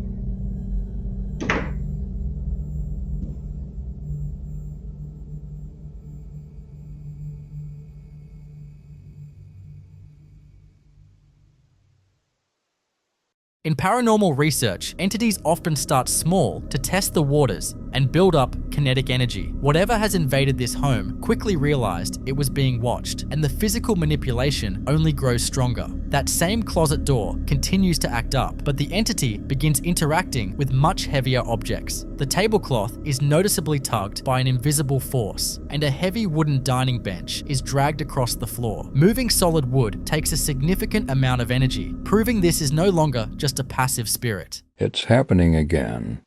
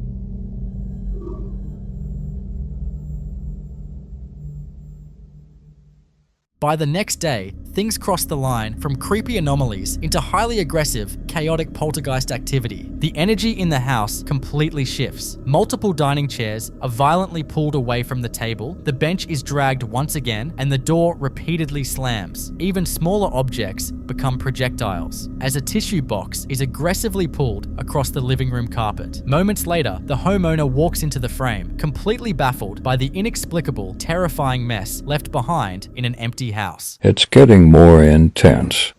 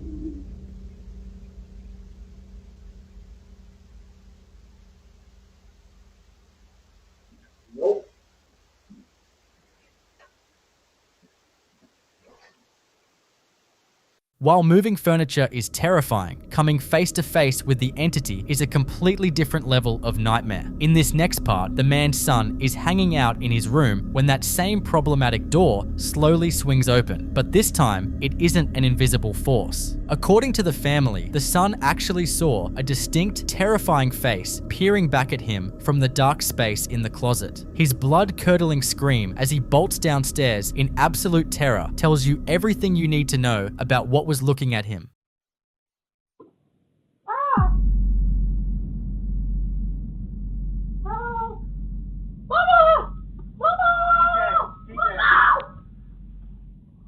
At this point, the house is an absolute powder keg. On a separate day, the son is just trying to distract himself and regain some sense of normalcy by playing video games. But the entity decides to make it completely clear that they are no longer welcome there. As objects start shifting and moving around him once again, he finally reaches his breaking point, drops what he's doing, and gets the hell out of there.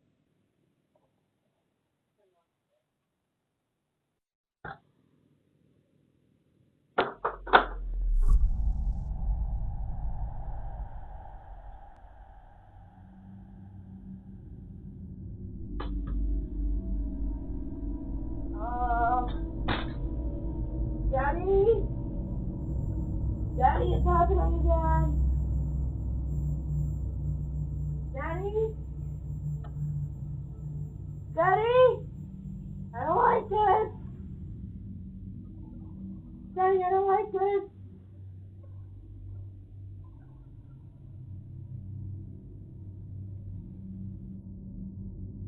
Daddy?